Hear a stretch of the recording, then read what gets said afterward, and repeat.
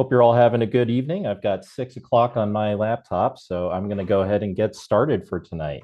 Um, Thank you all for joining us again for another session of our 2025 Spring Tree Keepers course. We're pleased that you've joined us tonight.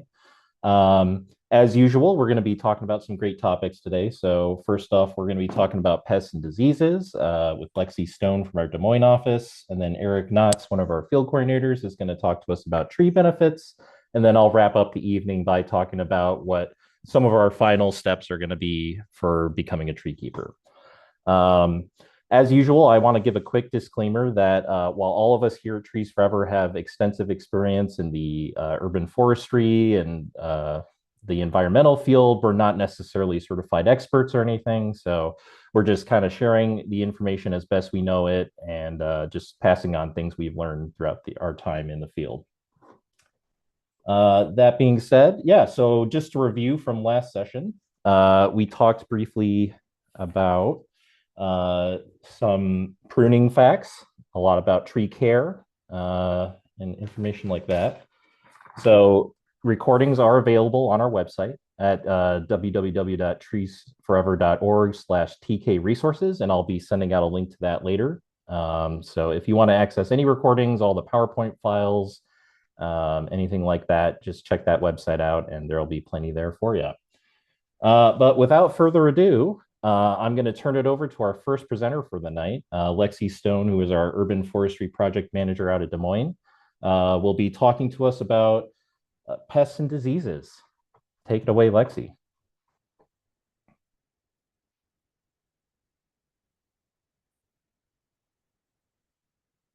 Yes, and huge congratulations to Lexi for passing your arborist exam.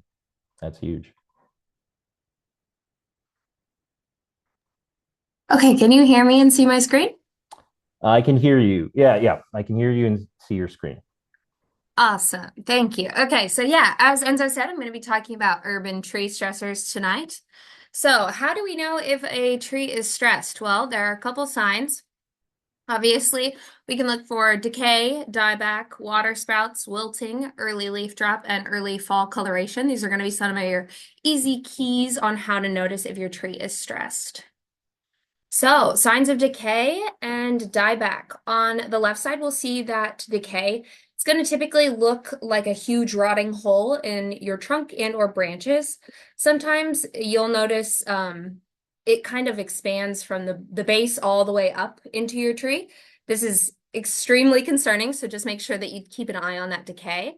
On the right side, we're going to have a image that depicts crown dieback, where you'll notice that some of those branches have lost their leaves, and the crown is starting to look pretty sparse. It doesn't look as full as we would like it to look. On the left, we can see signs of early fall coloration. This shows two trees of the same species, and one of them is starting to turn color too early in the season. So this could be a sign of transplant shock or many other tree stressors. On the right, we'll see an image of wilting leaves that are still attached to the tree, but are visibly starting to like cup and turn brown. Some tree stressors that we will touch on tonight are insects, diseases, animals, natural conditions, and weather, infrastructure, and human-made. So these are, excuse me, obviously this tree has grown over this fence post, which once it's done that, you can't really remove the fence post because the tree is now dependent. So you have to leave it there or just cut that tree out. Insects. So due to the increased transportation of goods throughout our country and from other countries, typically shipped in wooden containers, we have also increased the transportation of invasive species. So due to the lack of adaptation here in our trees, they aren't ready for these insects to feed on them in the same way that they would in that insect's natural habitat. So they are doing some more damage than we would like them to do. One of these that you've probably noticed or have heard about is emerald ash borer. It is an invasive beetle originally brought from Asia that was first found in Detroit, Michigan in 2002, and to date has destroyed millions of ash trees in the US and Canada. It was first found in Illinois in 2006 and here in Iowa in 2010. So the female lays her egg on the tree's bark, and the larva causes damage by boring and feeding on that cambium layer. So as we can see in that picture on the far right, there's that zigzag kind of the feeding pattern from the larva. The cambium layer that it's feeding on is where the tree moves water and nutrients to and from the leaves. So it can be super detrimental to the tree for the larva to feed on that. It can either starve the tree or cause it to be in decline and stress, which will eventually lead it to be more susceptible to other diseases. So the natural spread of EAB is typically no more than 5 miles a year, but because of the fact that we move nursery stock or wood and typically firewood, we are also moving the bug itself, so it's accelerating that process. Some of the signs that you'll notice and see with EAB would be that crown dieback, which we're seeing in the right side, where the tree is starting to kind of put all of its resources towards the lower part of the tree, as well as sending up roots or shoots or suckers growing from the bottom of the tree where it's really fighting to get as much sugar and do its processes as much as it can, but it's against that beetle. On the left, we'll see the D-shaped exit sign that they have left the tree. This is when they are feeding out and chewing their way out.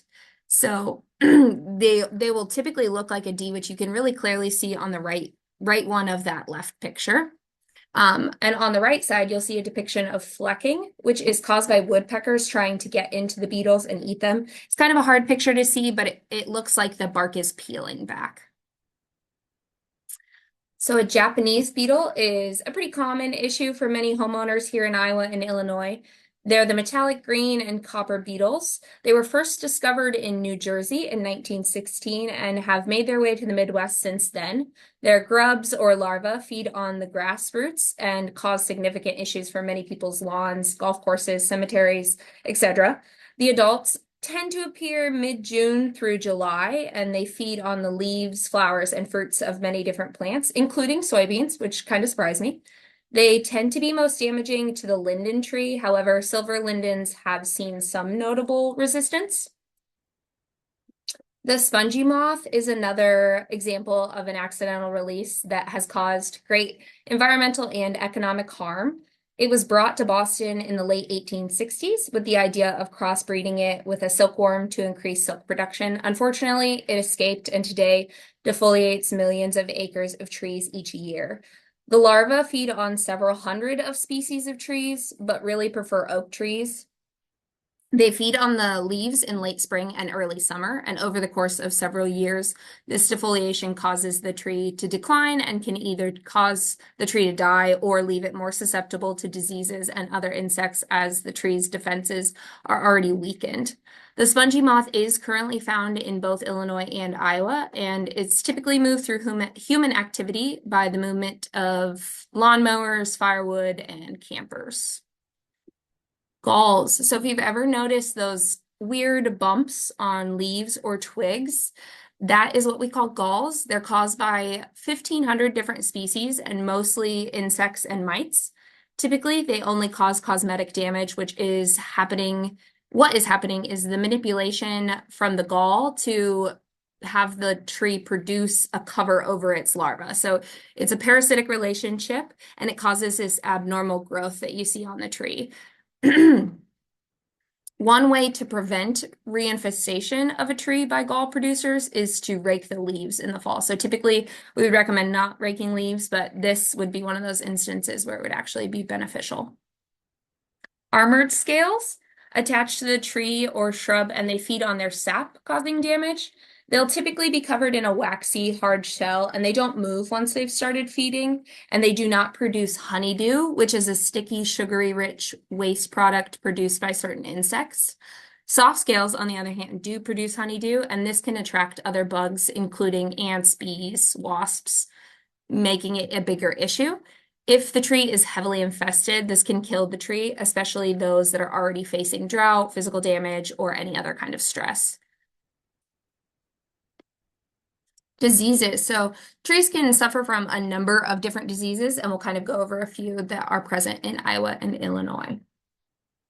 Rhizosphaera blue cast is common in blue spruce, and the needles on the lower part of the tree are typically affected first, and then the pathogen will slowly move its way up the tree, causing needle loss eventually up to the crown of the tree.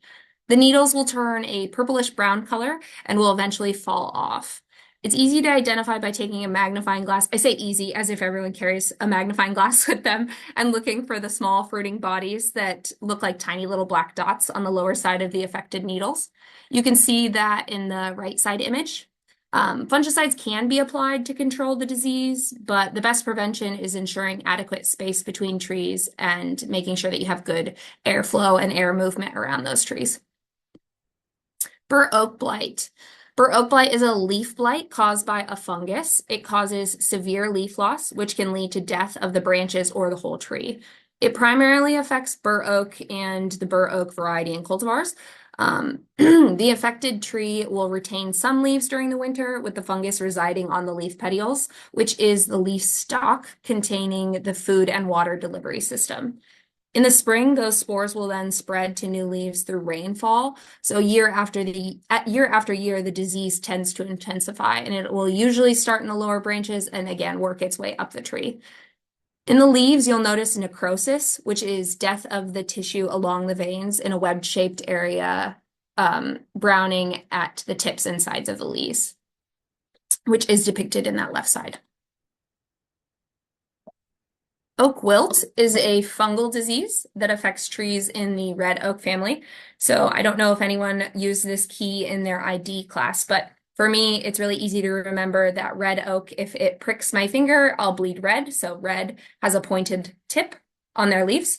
So those are what species these typically affect. And this fungus invades the xylem, or the water conducting part of the tree. In reaction to the infection, the tree produces outgrowths called tylosols, which plug up the xylem, which doesn't allow water or nutrients to move up the tree to the leaves. So this will cause the leaves to begin to wilt and turn brown, which can cause the tree to die.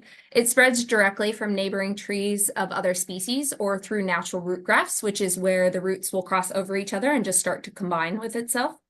It can be carried by insects that infect healthy trees by landing on a fresh wound, which is why it's so important not to prune or trim oaks during their growing season. So here in the Des Moines office, we typically prune between February and March, or in winter, so it's in dormancy.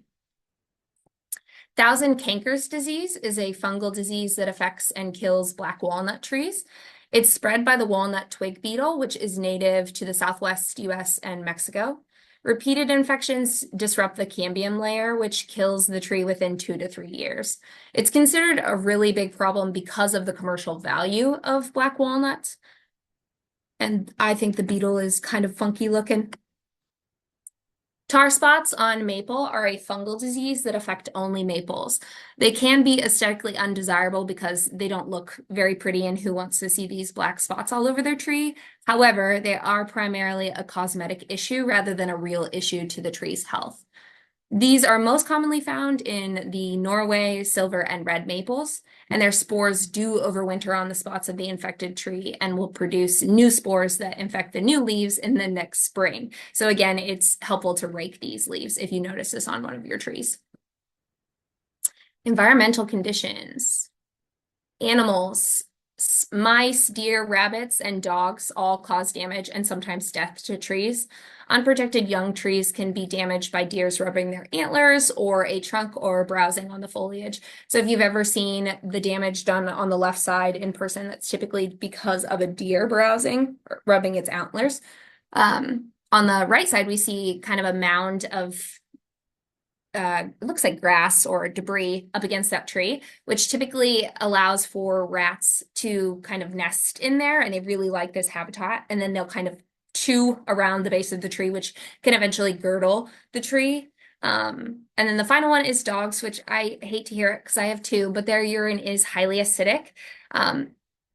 So if it's consistently peeing on one tree, that can cause a rise in nitrogen, which can eventually cause damage to that tree. So if you can, take a glass of water or something and dump it and try to wash that away. Drought is another one. So these will show signs of wilting or drooping leaves, shedding their leaves and stunting growth. During years of drought, trees will produce fewer buds and stems to help conserve some of their energy. During the winter months here in Iowa, we're likely to use salt or de-icing our sidewalks, and this salt can run off or be sprayed onto the surrounding trees. Direct contact with that salt on the branches or trunk of the tree can cause bud death or twig dieback. So in other cases, the gradual buildup of salt levels in soil can be absorbed through the roots and change the structure of the soil, therefore impeding that soil drainage. And then flooding is becoming a more common issue nationwide. And when trees are submerged or standing in water for too long of a time, it affects the soil by decreasing the oxygen available for those tree roots, which can lead to growth inhibition and cause other issues in the long run. Wind damage. So in a forest, trees help to protect each other from wind damage, but typically in an urban environment, they're commonly planted in a standalone way. And during windstorms, the wind can kind of rip and pull at those branches, causing more damage than if they were to be protected in a forest. In winter, it's even worse because obviously they're possibly covered in ice, and this puts more weight on the tree. So if we have a big windstorm that causes that to snap, it can lead it more susceptible, again, to disease or pathogens in the time it comes out of dormancy.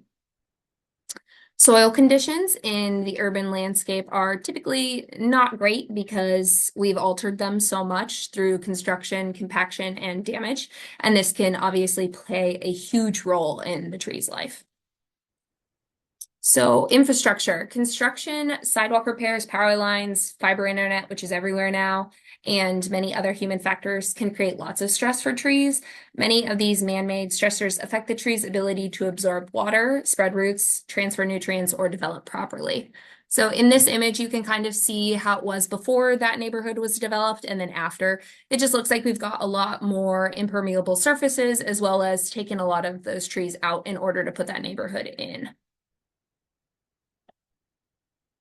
During construction, a tree protection zone should be established around the tree to ensure that the roots are not damaged. So it only takes one time for a large vehicle to drive over to compact the soil. And once it's compacted, it's a lot harder to uncompact it without doing a lot more work. So during constructions, it's really important for either an arborist or whoever's working with the trees to go out and say, this is what's important to us and we want to protect it. So here's the plan on how we're going to do so. In this picture, a sidewalk was installed, and instead of working with the tree roots, they simply cut them off. This hinders the tree's ability to not only move nutrients, but it cut off some really large supporting roots that prevented the tree from falling over. So the likelihood now of it just giving and falling onto this car is much higher.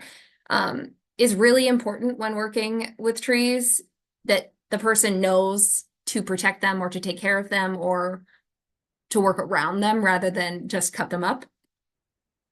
In this image, we can see that they just poured the cement all the way up to the tree. It's already starting to crack. The tree is really unhappy with this choice. Not only that, but in my mind, I'm like, how do they expect this tree to get any water? I'm not quite sure.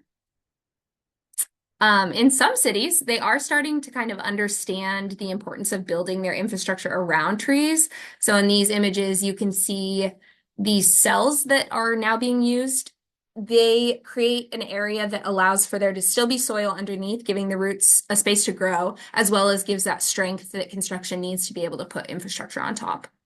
I know that the Des Moines, if you're in Des Moines or ever coming, the new market district, I think that they're going to have near the East Village has some of these throughout there right away. So right tree, right place. I feel like seeing these kinds of trees is so common where they have had to prune them in order to protect those utility lines. When we're picking trees, we really want to make sure that we're looking above our heads and what's around us to make sure that we're picking a species that makes sense for that location. So this looks like it was an overstory species that was picked, and obviously that's not going to do well because they can get 30 to 60 feet tall. So if our power lines are there, we're going to definitely run into them. So we would have wanted to either pick an understory species or maybe just pivot and put it in a different spot. In this image, we can see a wound at the base of the trunk that has most likely been caused by repeated damage with a weed whacker or lawnmower to the base of the tree. This can leave the tree more susceptible to pests and pathogens moving forward because trees don't heal, they conceal. So the tree is going to try to grow over this, which it's going to have a difficult time just because of the fact that it's really jagged edges. So it's going to have a hard time concealing that wound. This can be prevented by using a tree guard when it's young or mulching around the tree to create a slight barrier between lawnmowers and weed whackers. So that's all I have. It's pretty tough life for urban trees, but they are extremely beneficial and I personally love them. So thank you for listening to my talk. Awesome. Thank you so much, Lexi. Great job. Couple questions here. Laura asks, if you see a woodpecker at work on your tree, does that automatically mean your tree has the emerald ash borer?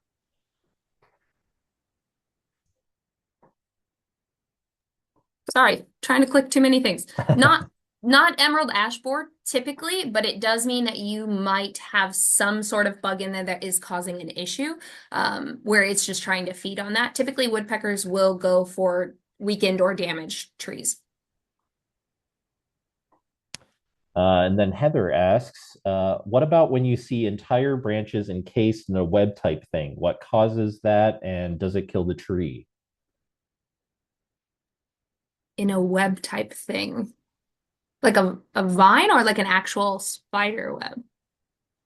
That is a good question. Uh, let's see. Heather, could you elaborate on that?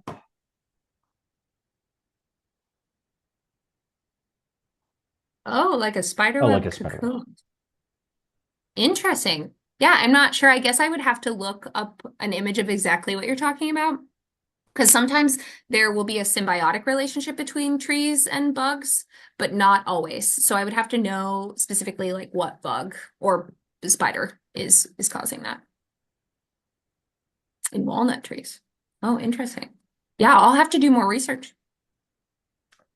Okay. Let's see. Does anybody else have any questions for Lexi? I will say Marshall James points out that be warned, some Iowa communities actually use coal ash to de-ice roads, and coal ash can be highly toxic and radioactive, containing heavy metals and salts. So keep an eye out for that, guys. Okay, well, I'm not seeing any more questions, so we have a short quiz for you guys. I'm going to post that on screen right now. Okay, hopefully you can all see a quiz pop up. Three questions here. So, number one, what shaped exit holes do emerald ash borers leave when they emerge through the bark?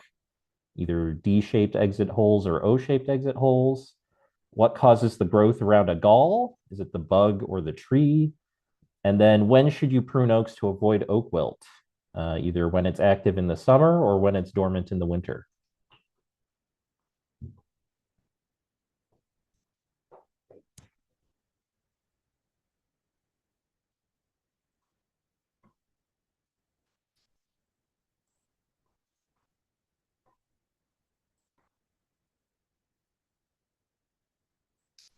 Also, I point out that this is probably a good time to use the restroom if anyone needs to do so before we launch into our next section of this session.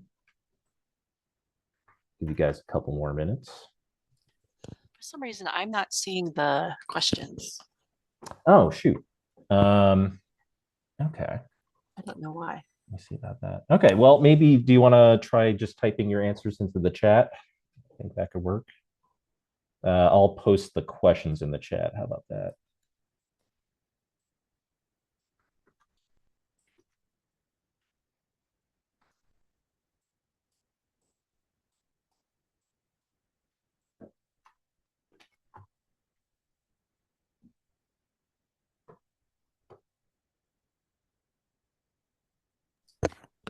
I had to click on the more at the bottom and then polls and quizzes, and then I was able to see it.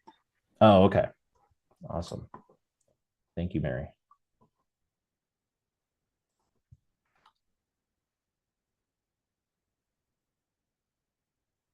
As we're waiting, Lexi, Josh asks, do you have any more thoughts on the prevention of pests or what to do with the tree once it shows signs of a disease or pest?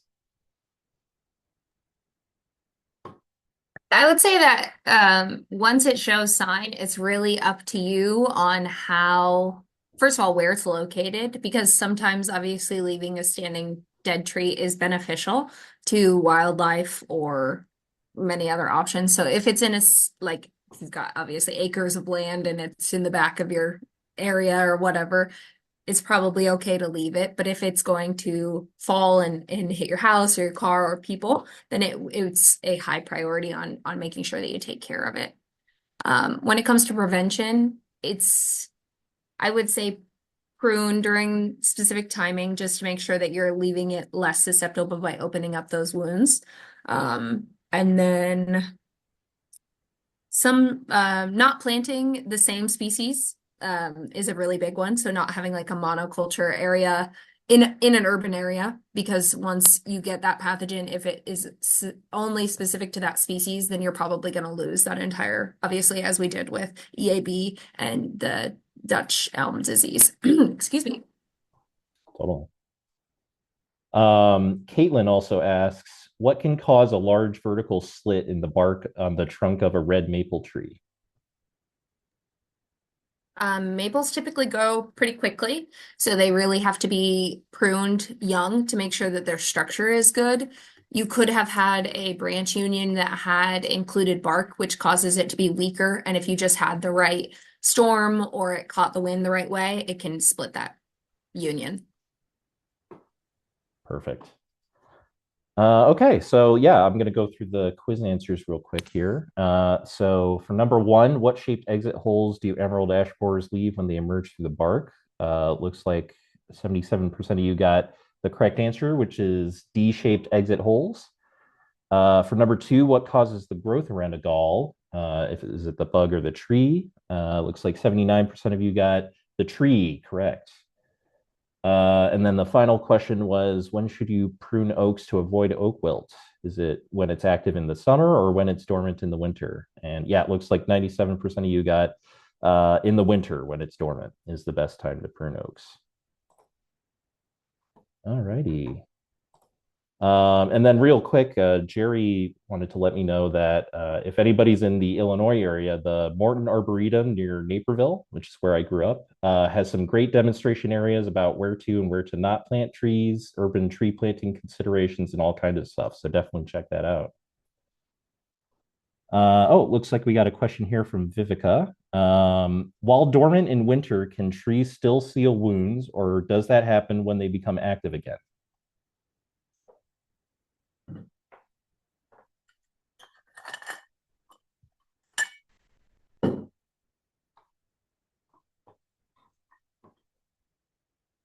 Oh, Lexi, do you have any thoughts on that?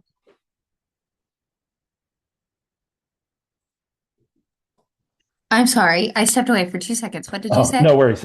Sorry, we had a couple more questions pop up. Vivica asked, while dormant in winter, can trees still seal wounds, or does that happen when they become active again? It would happen when they become active again, so it would start sending energy to the um, wound wood to start forming over that. And obviously, it's a slower process, but they have what's called coated, so it's like the compartmentalization. So once it were to get infected, it would, if it does, try to stop that. But obviously, we want to prevent that. Totally. Question here from Josh. What causes trees weeping? They have a number that leak a sap-like liquid from where the branches connect or from a wound. What causes weeping? Sorry, sometimes I have a hard time hearing a question without No, no worries. seeing it, I guess. Yeah. What causes a tree weeping? Like the structure or when they have Uh, sap?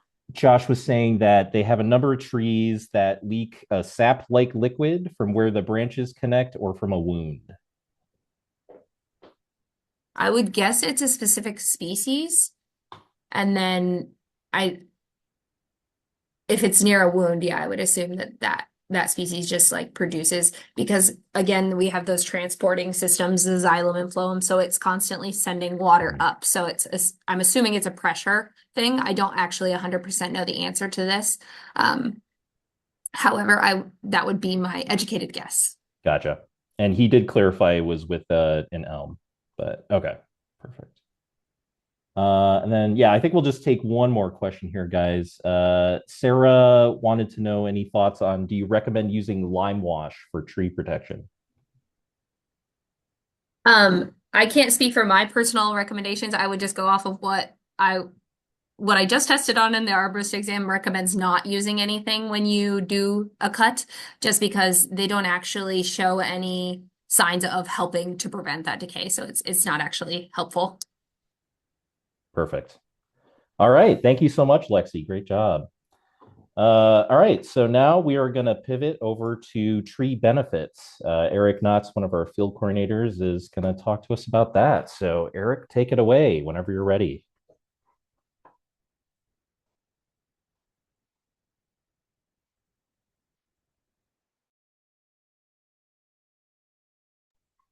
And we have no audio yet, Eric.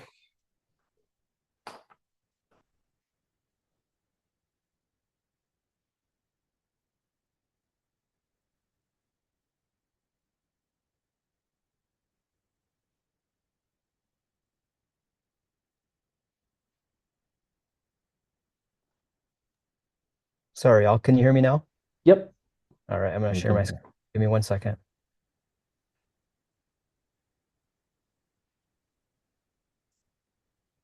All right. Can you all see my screen now too? Yep. We can see your All right, screen. that sounds great. All right, so I want to thank everyone for joining us for this Tree Keepers 2025 presentation on the benefits of trees. Over in the next probably about 30 minutes or so, I'm going to be discussing some of the benefits that trees provide for our communities, our economy, and our environment. Trees are essential infrastructures that improve our quality of lives in many ways, and in ways that many of us don't fully appreciate. So I'm going to take some time to share that with you all.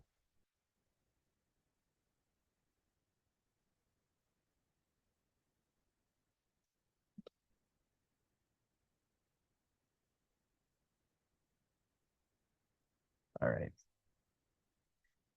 So some of the economic benefits that we can see with trees, and while we often think of trees primarily for their beauty or their environmental impact, the economic value can be substantial. Trees provide energy efficiency by shading buildings in the summertime, and they block winds in the winter. And while that directly decreases heating and cooling costs for homeowners and businesses. They extend the longevity of our public streets by reducing heat stress on the pavement. And they also contribute to the economic development by making commercial areas more attractive to customers. Um, Importantly, they reduce damage from flooding and erosion, and they save communities substantial repair and recovery costs. These economic benefits provide a compelling case for tree investment, even before we consider their environmental and social impacts. So trees save energy. Let's look more closely at how trees save energy for us. If we would do a strategic placement of trees that maximizes the benefit, we would look at using a windbreak for our homes. And these windbreaks, if we locate one on the northwest corner of our home, it can reduce the cold winter winds by up to 50%. This not only improves the comfort, but also the energy efficiency, leading to lower annual heating costs by up to 25%. So it's pretty substantial. And in the summer, the cooling impact is equally impressive. A single healthy tree provides equivalent to 10 room-sized air conditioners operating 24 hours a day. So this natural air conditioning reduces the need for mechanical cooling and lowers your electricity bills and decreases strain on the power grid during those, peak demand periods. By strategically planting deciduous trees on the south and west sides of buildings, we can maximize that summer shade while allowing the winter sunlight to warm the buildings when it's needed. So if we look at our public streets, trees don't just benefit private property, they also extend the life of our public infrastructure. So if you look at a street with just 20% shade coverage on a street, that can help your pavement condition improve by 11%. So this seemingly small improvement translates to a remarkable 60% savings for resurfacing costs over a 30-year period. So that's substantial for communities. So how does that work? How does that happen? Asphalt deteriorates more quickly when it's exposed to constant sunshine. So, and excuse me, and heat. So tree shade reduces the pavement temperature and prevents cracking, rutting, and other heat damage that can occur. This means less frequent repairs, longer intervals between major resurfacing projects, and significant savings for municipal budgets.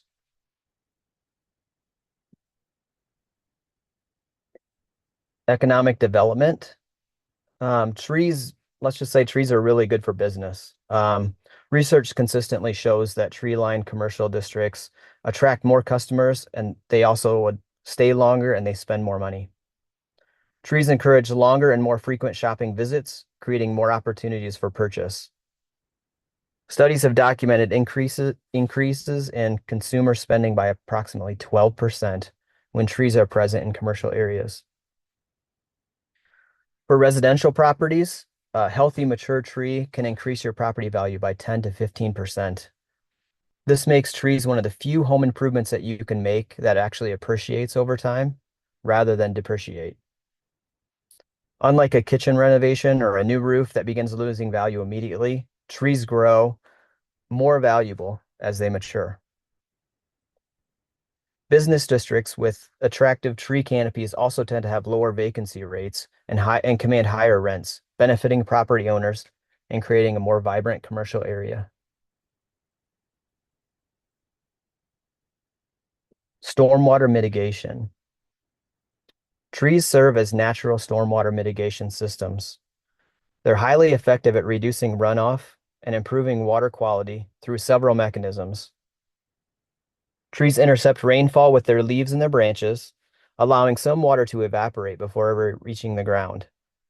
Their root systems create channels in the soil that promote infiltration rather than surface runoff. Additionally, trees filter pollutants from stormwater, helping to protect our waterways from contaminants like oil, fertilizers, heavy metals. And in urban areas where impervious surfaces dominate, trees provide critical permeable areas that allow the water to soak into the ground rather than overwhelming drainage systems.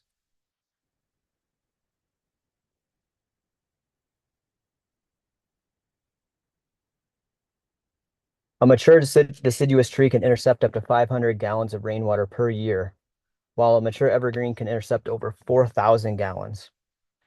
This natural service reduces municipal and infrastructure costs and helps prevent flooding and erosion damage. So let's talk about some social benefits of trees. Beyond economics and environmental, trees profoundly impact community life and well-being. Trees contribute to public safety by reducing both crime and traffic accidents. They improve public health by cleaning the air, reducing stress, and creating spaces that encourage physical activity. Trees help create a sense of community by making public spaces more inviting for social gatherings and interaction. They eliminate urban heat islands, making neighborhoods more comfortable during hot weather. And of course, trees beautify our public spaces, creating more attractive environments that improve quality of life for everyone. These social benefits are sometimes harder to quantify than the economic ones, but they're equally important to create thriving, livable communities. Public safety. The safety benefits of trees that they might surprise you. Multiple studies have shown that trees in the right of way and with abundant vegetation around residential properties helps to reduce crimes. One study found a 46% decrease in crash rates after landscape improvements were installed along roadways. So why is that? Why do trees improve safety? First, they can create visual cues that encourage slower driving. Streets lined with trees appear narrower, causing drivers to reduce speed. Second, exposure to nature has a psychological calming effect that may reduce aggressive behavior, including aggressive driving. And finally, well-maintained trees and landscaping signal community care and investment, which can deter criminal activity through a phenomenon socialists call territorial reinforcement. These safety improvements translate to fewer accidents, injury, and property crimes, creating safer neighborhoods for everyone. Public health. Trees provide remarkable health benefits. Research has shown that spending just 3 to 5 minutes viewing scenes dominated by trees, flowers, or water can significantly reduce anger, anxiety, and pain while promoting relaxation. These natural environments have a calming effect, improving mental well-being and fostering emotional recovery. Trees also improve air quality by filtering pollutants and releasing oxygen. One large tree can provide a day's supply of oxygen for 4 people. In urban areas with air quality challenges, trees remove particulate matter and absorb gaseous pollutants that contribute to respiratory problems. Areas with more trees tend to have higher rates of physical activity as well. Tree-lined streets and parks with generous tree canopy encourage walking, jogging, and outdoor recreation, helping to combat sedentary lifestyles and related health issues. Community. Trees foster a sense of community by providing gathering spaces, promoting social interaction, enhancing aesthetics, and improving overall well-being, leading to stronger, more connected neighborhoods. Parks and public spaces with trees become natural gathering points where neighbors meet and build relationships.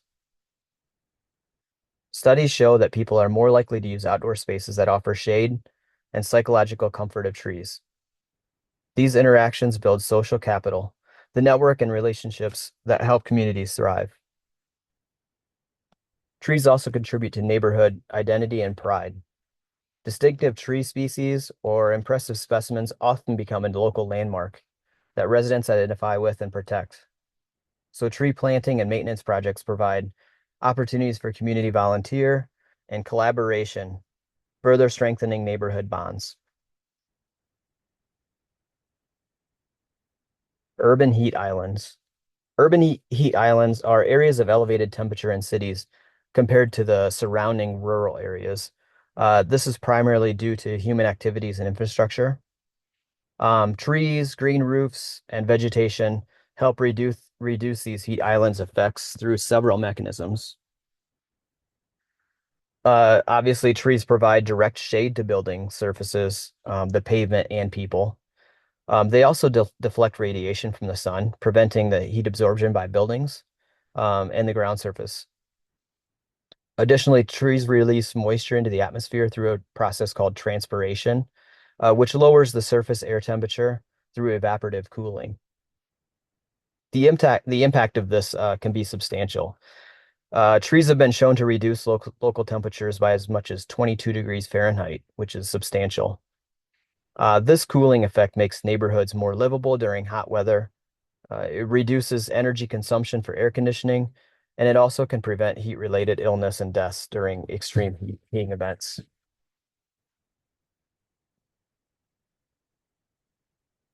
Beautification. Nature plays a crucial role in shaping vibrant, healthy neighborhood spaces. Urban residents tend to dislike they dislike treeless, barren, common spaces. However, the addition of trees and grass can dramatically transform how these spaces are perceived. Trees add visual interest through seasonal changes, spring blossoms, summer shade, fall colors, winter silhouettes. They can create an ever-changing landscape. They provide scale and proportion in urban settings, often softening the hard edges of buildings and infrastructure. Trees create feelings of enclosure and definition that makes our outdoor spaces feel more like outdoor rooms. This beautification isn't merely cosmetic. It affects how people use and value spaces. It also influences their mood and behavior, and it contributes to community pride and investment. Environmental benefits. So if we turn to look at the environmental benefits of trees, these are perhaps the most widely recognized advantages of urban forestry. Trees provide four major environmental services: stormwater uptake, which reduces flooding and erosion; cooling effects, which mitigate climate change impacts; carbon sequestration, that helps combat global warming; and wildlife habitat that supports biodiversity in our urban areas. These environmental benefits extend far beyond the immediate vicinity of each tree. Collectively, urban trees form an essential green infrastructure network that helps cities adapt to climate change, support wildlife populations, and create more resilient ecosystems. So let's talk about stormwater uptake. So trees absorb rainwater through their roots and canopy. Their root systems reduce surface runoff, allowing water to be absorbed into the soil, while the canopy intercepts rainfall, slowing its descent. This natural system reduces flooding risk, improves water quality by filtering pollutants, and it replenishes our groundwater, enhancing urban resilience during heavy storms. A mature deciduous tree can intercept between 500 and 600, 500 and 760 gallons of rainfall annually, while larger evergreen trees can intercept over 4,000 gallons. In urban watersheds with stormwater management challenges, trees provide a cost-effective complement to the engineered solutions like detention basins and underground storage tanks. Urban heat island effect. So as we discussed earlier, trees have been shown to reduce that local temperature by as much as 22 degrees Fahrenheit. This cooling effect is particularly valuable in addressing urban heat islands, areas where buildings, pavement, and human activity create elevated surface temperatures. The shade from trees reduce surface temperatures of asphalt, concrete, and buildings. Meanwhile, the transpiration from leaves provide evaporative cooling in the surrounding air. And together, these effects can make up the difference between dangerous heat and comfortable conditions during the summer months. Strategic placement of trees in heat-vulnerable neighborhoods can provide significant public health benefits while reducing that energy demand for cooling. Carbon sequestration. So trees are really carbon capture champions. Through photosynthesis, they directly absorb CO2 from the air, helping to mitigate climate change. A forest tree over its lifetime can store up to 22 tons of CO2 in its trunk, branches, and root systems. This carbon sequestration service makes trees an important tool for addressing climate change. Urban forests collectively store millions of tons of carbon while continuing to absorb more each year as they grow. Different species sequester carbon at different rates, with faster growing trees generally capturing more carbon initially, while long-lived tree species provide greater long-term storage. Now, by providing and maintaining trees, communities can make long-term investments in climate stability while simultaneously reaping all of the other benefits that we've already discussed. Wildlife habitat and food storage, or excuse me, food source. Trees provide biodiversity that's essential for habitat, for food and wildlife. They produce nuts and fruits that feed many species, and they host insects that form a base of many of the food chains. In urban environments, trees provide critical habitat for bees, squirrels, songbirds, deer, and other pollinators. Even a single tree can host dozens of species, from microscopic organisms to wildlife that we can see that's visible. Trees with cavities offer nesting sites for birds and small mammals, while the fallen leaves create habitat that's beneficial for insects and soil organisms. This biodiversity enriches our communities and helps maintain ecological balance. So even in urban settings, trees create corridors and stepping stones that allow wildlife to move through these developed areas. It connects the larger habitat patches and supports a more diverse ecosystem.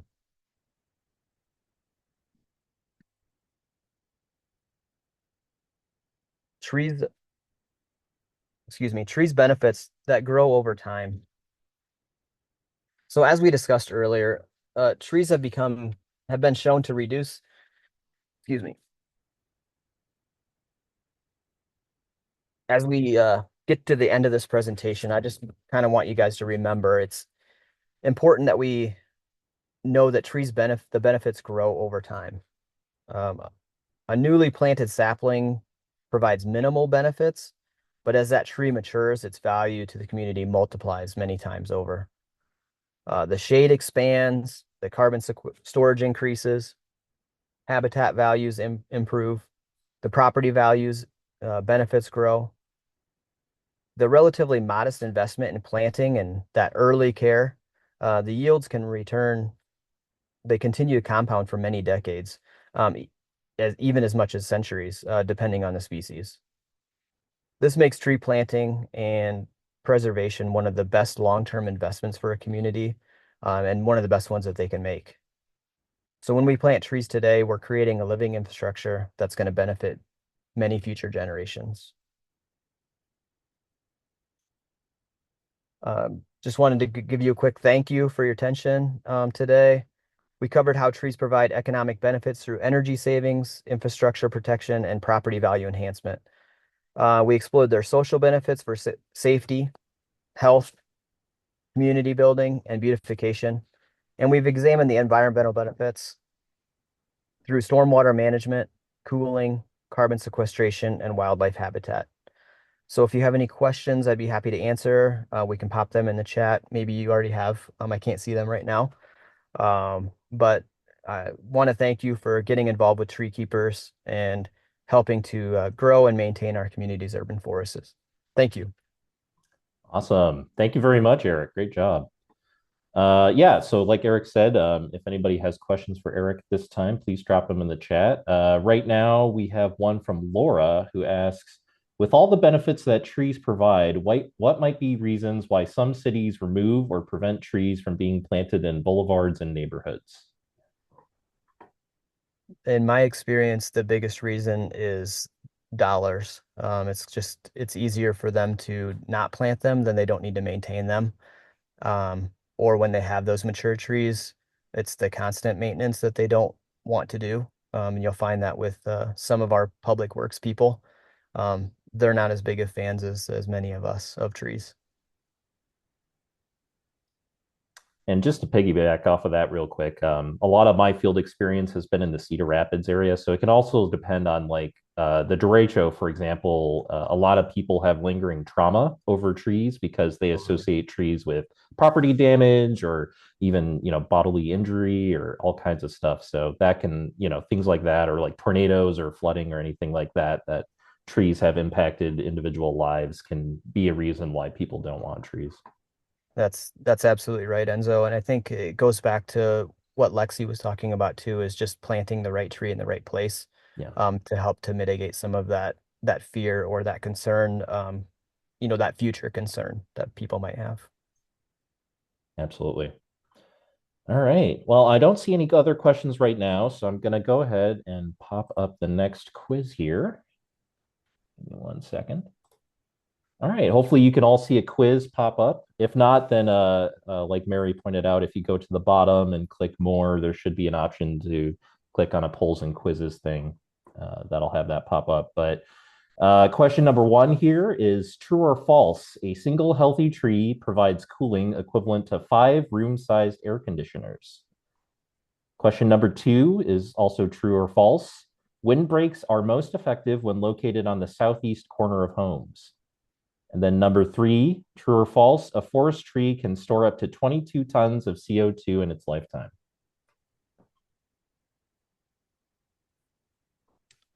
As you guys answer that, Sarah asks, does Trees Forever ever plant willow trees? I know in Cedar Rapids we have not. I don't believe in Des Moines either. I don't know, Eric, if you can speak to that as far as rural areas go. Yeah, I don't have any experience with willow trees being planted by Trees Forever. Yeah, what little I know of willow trees is that they can be fairly temperamental. So I think we try to stay away from that for simplicity's sake. I would say that, and for us in Des Moines, visibility on roadways, Mm. since some of the branches are going to hang a lot lower, it's not going to be very good for ordinances. Correct.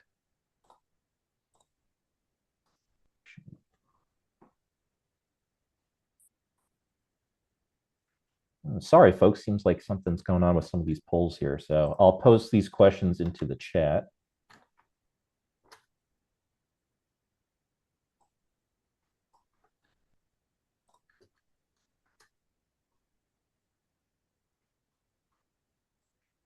If anyone can't see the poll for any reason, feel free to drop your answers in the chat.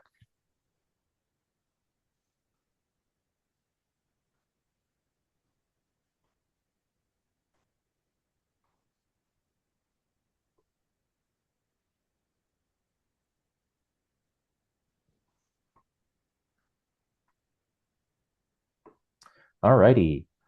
So number one, true or false, a single healthy tree provides cooling equivalent to 5 room-sized air conditioners. That is actually false. They can actually provide up to 10 or the equivalent of 10 room-sized air conditioners.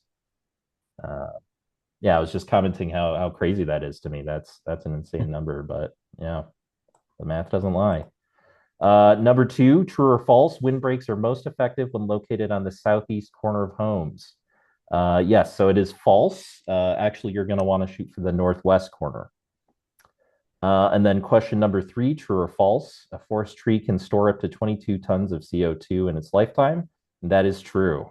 Pretty remarkable, isn't it? All righty, folks. I'm going to go ahead and end that poll. Does anybody else have any other questions for Eric? If so, drop them in the chat. Otherwise, we'll move on.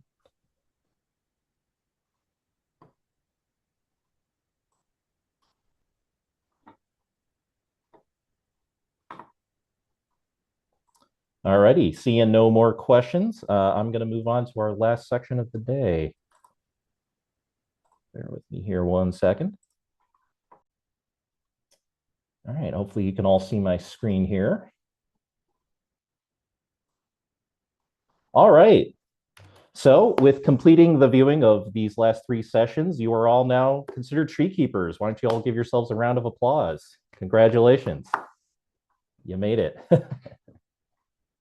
Okay. So the question that's probably on a lot of your minds is, what does it mean to be a tree keeper? So where we go from here, and some of this is going to be review from the first session. But yeah, so TreeKeepers, so Trees Forever is a volunteer-based organization. We work in Iowa and Illinois to plant trees in communities all over. So what we really rely on is volunteers to help us accomplish that. So now that you've completed the basic Tree Keepers course, what we definitely recommend is, learn more. There are tons of resources available. We'll do our best to post those on our Tree Keepers resource page. Otherwise, if anybody's interested in learning more about trees, we can definitely give you a referral for places to do that. But more importantly, this is a great chance to put your knowledge to the test. In Cedar Rapids, Des Moines, and in rural areas, we're going to have lots of volunteer opportunities coming up. So we'd love to see you all come out, put some of this stuff that you've learned into action and try your hand at digging some holes or planting some trees. Trees Forever is, a lot of our activities are centered in Des Moines and Cedar Rapids. So if you're in that area, there are always volunteer opportunities available. But we also have a number of rural opportunities available, and more to come on that. But now as a tree keeper, definitely an important role that you can play is be a voice for the trees in your community. Take all this knowledge you've learned and share it with your friends, share it with your neighbors. So, we can't reach everybody, but, now that we have you on our side, feel free to share that information as best you can.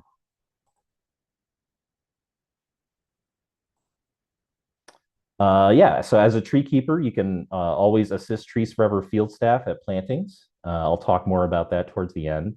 You can also organize tree plantings. That seems like a daunting thing, I know, but all you really have to do is gather a few trees, a few friends, some shovels, and get some permits done, and you can plant a tree. So absolutely, call your local city authority, your public works, your public forestry department, and ask about, what the process is to plant a tree.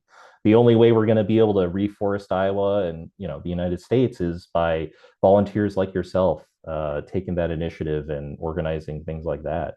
Um, Throughout the year, we're going to have a number of maintenance workshops and additional educational workshops that you are all absolutely welcome to attend. Lots of great information there. Some will be put on by folks you saw in this presentation. Otherwise, we definitely work with the DNR or the Iowa State University and different organizations like that to put on some great workshops. Yeah, so organizing projects, there's lots of different things you can do. One of the number one things that we see time and time again in urban forestry is that watering always gets missed.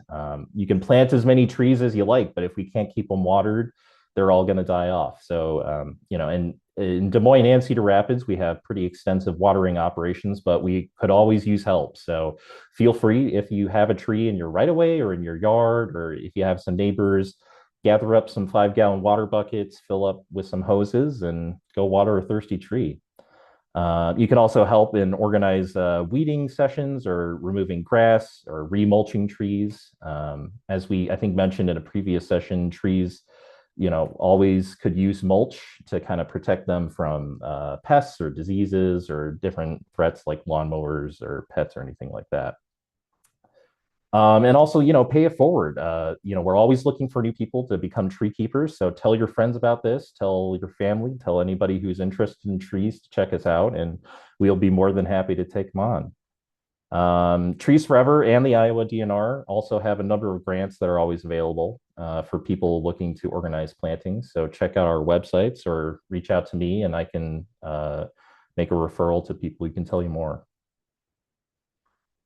As a tree keeper, you're now a tree advocate. So contact the city to report any problems you see. If you see lots of trees are dying or there's lots of pruning that needs to be done, reach out to them and let them know. Offer your services or offer Trees Forever services, and we can talk.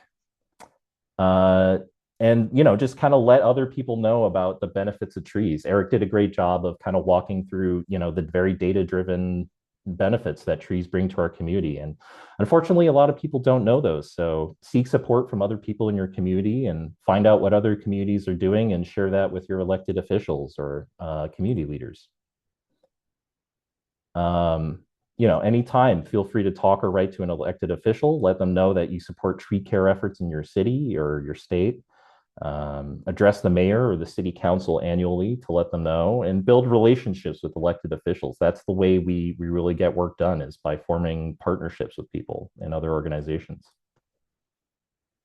All right, so all this information is going to be in an email I'll send out after this session, but we have a number of upcoming events in Cedar Rapids and Des Moines I wanted to talk about. On Thursday, April 10th from 5 to 7 p.m., we're going to be having an invasive species removal. I believe that's going to be at the Prairie Woods Franciscan Spirituality session. Saturday, April 19th, we're going to be setting up a table at EcoFest. So we're looking for volunteers to help us kind of staff the tables and talk to people about the good word of trees. In Tuesday, April 22nd from 9 a.m. to 12 p.m. and then 1 p.m. to 4 p.m. We're having a pretty big Earth Day planting. We're hoping to mobilize as much as, I believe it's 50 or 60 volunteers to plant a bunch of trees. So we're looking for people to kind of help fill some gaps and sign up for that. And I'm going to walk you guys through how you can sign up for volunteer events in a bit. And then on Tuesday, April 29th and Thursday, May 1st, we have a couple of open volunteer plantings that we're looking for volunteers. Thursday, June 5th at the Trees Forever office in Marion, we're going to be having a networking event called Wake Up Marion, where local business owners and um, people will be coming to network and talk about trees forever and just kind of connect. So anybody's welcome to come to that. Saturday, June 7th, we're going to be setting up a booth at the Cedar Rapids Farmers Market. So we're also looking for help tabling there. And then on Thursday, June 12th, we're going to be having a celebration for all you volunteers. So feel free to drop by. We're going to be having hamburgers and hot dogs, free beer, free soda, and it should be a good time all around. So please come by. In Des Moines here, so on Thursday, April 10th, there's going to be invasive species removal. Saturday, April 19th, there's an open volunteer planting. Saturday, April 26th, there's going to be a tree identification walk. And then Thursday, May 1st, is we're launching our 1 Million Trees initiative, which is a program to plant the eponymous 1 million trees across the Des Moines area. So you're all absolutely welcome to register for that. And this is very cool. So if you want any more information on upcoming volunteer opportunities, the Des Moines team has a great social media pages set up. So on Instagram, if you want to go at Trees Forever DSM Friends, or if you go on Facebook, Trees Forever DSM Friends, lots of great content on there, some bios of the staff, and then they're going to be updating you on upcoming volunteer opportunities. With that being said, I'm going to walk you guys through the website. I think I did this before, but I just want to make sure it's fresh in everybody's mind. So this is the Trees Forever website, treesforever.org. I recommend you all check this out. But lots of great resources on this website. But some of the more important ones are our events calendar. So this is a comprehensive calendar that we keep updated pretty frequently that has all of our open volunteer opportunities, educational sessions, events, anything you can really think of. So all you have to do is find a planting that looks interesting to you, click on it, and then, yeah, you'll be able to register, put in some optional information. There's a waiver of liability, and you're good to go for volunteering. So please check that out anytime. Also, the volunteers page kind of directs you to the same area, basically, but it'll kind of, so depending on where you're at, if you click one of these buttons, it'll filter the calendar for you. So if you click on open volunteers in Iowa, it'll just show you Iowa things, or if you do the Illinois, it'll do the same. So feel free to check that out. The other thing I wanted to point out was our Trees Forever Tree Keeper resources here. Bear with me 1 second.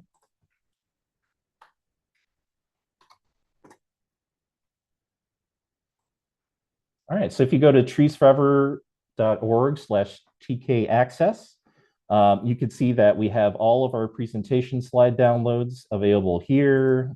We have publications from partner organizations, and we have all of the recordings from this session available to view at your pleasure. So we'll be keeping this updated, and any information you may need will be available here. All right. Well, with that being said, that will bring us roughly to the end of our Tree Keeper session. Looks like we have a couple of questions that came up, so maybe we can talk about those as a group here. Marshall James asks, can you reshare what are the signs of an underwater tree? Oftentimes that'll be, you'll see kind of a wilting effect sort of to some of the leaves. It'll look dried out. Some of the leaves will fall off. I don't know if anybody else has some telltale signs. Oh, shoot, Josh. Yeah, you're probably correct. I might have misspoken on when EcoFest is. My apologies. Oh, sorry. Yeah, looks like Eric covered that. Okay. Well, if anybody has any other questions, feel free to drop them in chat. But without any further ado, I think that's going to bring us to the end of our Tree Keeper session. So on behalf of the whole Trees Forever team, I wanted to extend a sincere thank you to all of you for participating in this class. We always enjoy putting this on, and we love the chance to get to talk with you. So I sincerely hope that we'll be able to see you at some of the plantings coming up. And if you have any questions or thoughts or any feedback, feel free to reach out to me or any of our presenters. And yeah, we can talk. So thank you guys so much, and have a great night. Thank you all.